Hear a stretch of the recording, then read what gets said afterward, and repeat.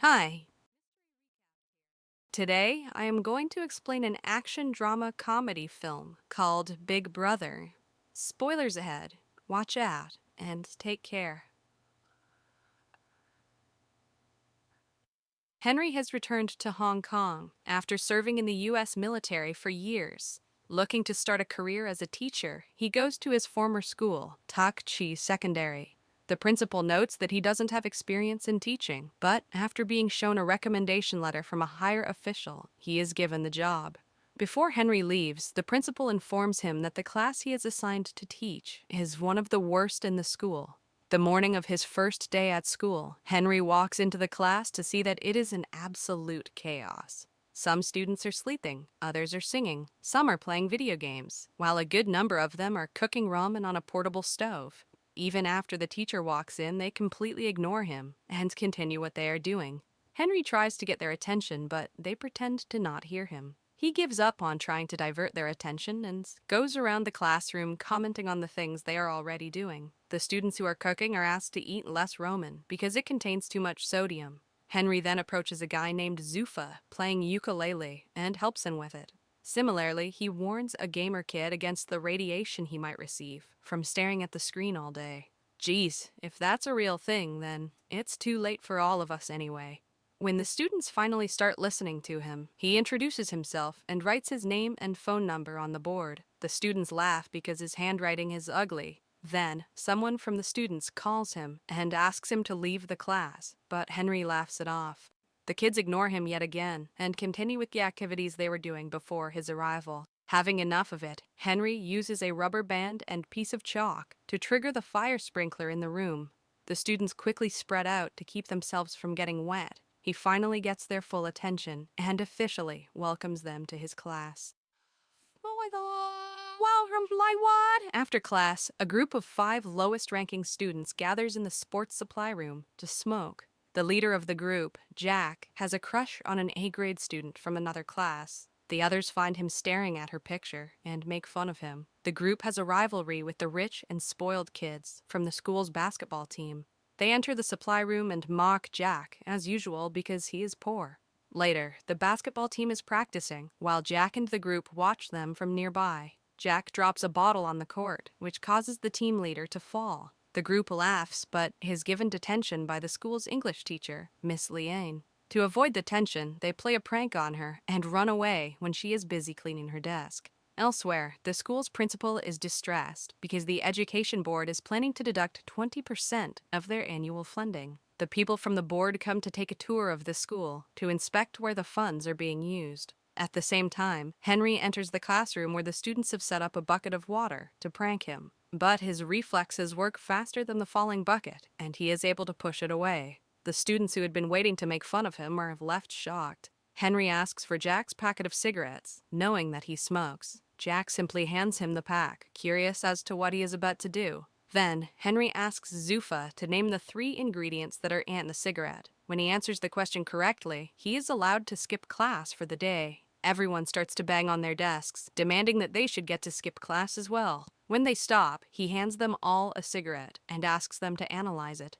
Henry knows that if he simply mentions the effect it has on their health, they won't take it seriously. So, instead, he asks them about the outcomes of smoking cigarettes and explains how tar forms in their lungs.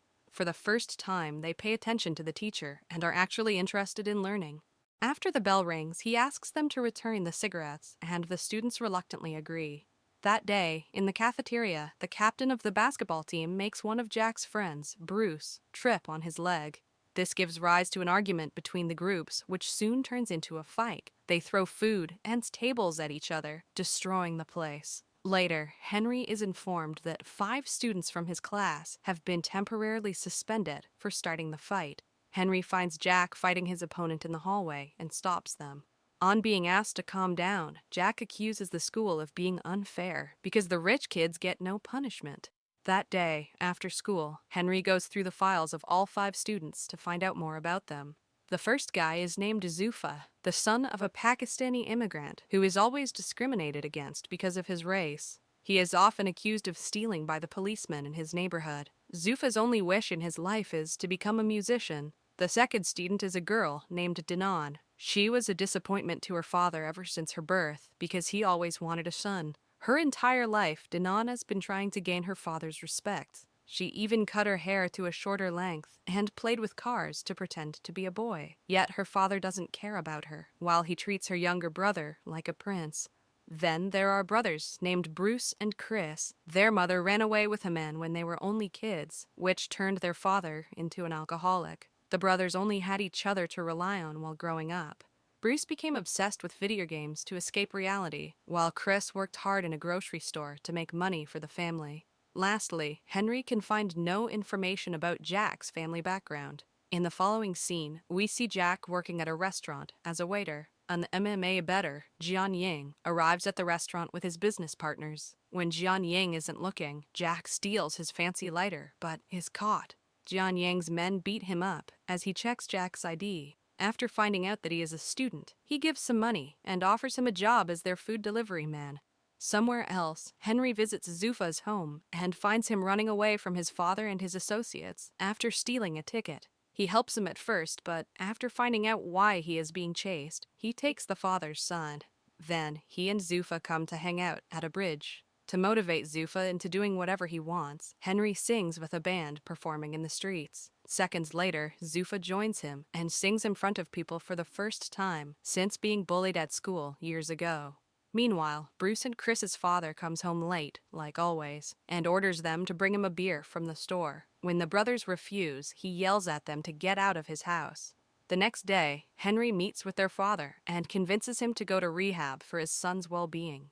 In the meantime, Dinan's father brings her a bag of makeup products and asks her to act like a girl for once. Dinan is furious at him for always making her feel like she is not good enough. She applies the makeup on her younger brother and sneaks out of the house with the car key. She is about to drive away in her father's car, but is stopped by Henry at the right moment. He tells her that driving without a license is illegal and suggests an alternative. Following Matt, they go to a go-kart racetrack. Henry also invites her father and makes them race. The father and daughter show no mercy to each other during the race and eventually end up outside the track. Suddenly, Dinan's go-kart is hit by a vehicle, but she manages to dodge it. Unaware of this, her father cries, mourning his daughter's death. Dinan realizes that he does in fact love her and hugs him. The next day at school, Bruce and Chris, along with a group, are sent to a rehabilitation center to interview a recovering alcoholic. They are surprised to see that the person they have to interview is their father. The students ask him how he started to drink. The man answers that he loved his wife dearly, but she left him at the lowest point of his life. Hence, he started to drink and forgot that he had 2 kids to take care of. The man doesn't reveal that Bruce and Chris are his sons, but apologizes to them. By the end of it, the brothers are left crying. Somewhere else, Jack has started to work for the MMA bettor, Jian Ying. He offers Jack a lot of money to drug a fighter's drink in the next game. Jack is reluctant, but is forced into accepting the offer. On the day of the fight, Jian Ying sponsors a fighter, but bets money on his loss. Jack puts drugs in the fighter's drink, but is caught while doing so. Before he can blame Jian Ying, he is beaten up and locked inside a locker. A while later, Henry arrives there and asks the fighters if they have seen his student. The men ask him to return home, but Jack, from inside the locker, yells for help. After finding out he is being trapped, Henry attacks them and overpowers them easily. When the fighters step in, it gets a bit intense, but Henry dodges their attacks efficiently. By the end of it, he knocks out their best fighter, who is supposed to compete in a few minutes. In the following scene, they are at a hospital where Henry gets treated for his wounds. Jack tries to reveal the truth about Jian Ying, but is made to shut up. The news makes it to the television, and Henry starts being known as the man who beat up a professional fighter to save his student. His popularity in school grows, and the students start to respect him. They even get up to welcome him to the class, in contrast to how they were earlier. A flashback shows us that Henry used to be a prankster when he was in school. He even threw water balloons at a student who was playing piano for the parents in an event. Later, he fought the same student and broke his hand. He was suspended for the fight, after which he had to fly to the States. Starting that day, the students pay attention when Henry teaches in class and study hard for the upcoming college entrance test. Everyone is doing great, except Bruce, who has grown addicted to pills. It turns out that while Charlie turned to video games to avoid his family's problem, Bruce started doing drugs. Because he is unfocused, he does very badly in the mock entrance test. Henry promises to help him, but Bruce grows more depressed with time. Eventually, he jumps off the balcony of his house. He is rushed to the hospital and goes into a coma. The media twists the news and blames it on the school and Henry for what Bruce did. The officials from the education board interview Henry and decide to revoke his teaching license. When he packs his things and leaves the school, the students chase him, asking him to stay. They are heartbroken by his absence, but they know that they should ace their upcoming test to make him proud. From that day on, they study twice as hard to prove to the board that Henry is a good teacher. On the day of the test, Jack, along with all of his classmates, get a text from Henry asking them to meet in the school an hour before the exam. When the students gather, they find out that it was Jianying's trick to keep them confined in the school so they won't make it to the examination hall on time. He is doing this to teach Henry a lesson. A while later, Henry arrives at school and finds out about Jianying's plan. He lets the students free and fights all of Jianying's people to stop them from harming the children. They escape and quickly make their way to the examination hall while Henry fights Jianying. While they are fighting one-on-one, Jianying reveals that he was the guy who Henry had thrown water balloons at when he was little. It turns out that ever since Henry broke his arm, he wasn't able to compete in a bid music competition. Ever since the incident, he hasn't touched a piano and blames Henry for ruining his dream. Henry tries to reason with him but is attacked yet again. They struggle to get a hold of a knife. At last, Henry gets in a chase to kill him, but doesn't do it. He asks for forgiveness for what he did when he was little and walks away. The students reach the examination hall at the right time and complete the test. Cut to a few weeks later. They all pass with flying colors. Jianying starts to play the piano again, but has a want to practice before he gets as good as he used to be. Bruce recovers quickly and promises to attend the next year's entrance test. The principal is also delighted because the board decides to give them a 20% bonus fund because their students did very well in the entrance test. Henry returns to teaching and does the fire sprinkler trick on another batch of students. Subscribe for more videos like this, turn on notifications, and leave a like to help the channel out. Thank you for watching.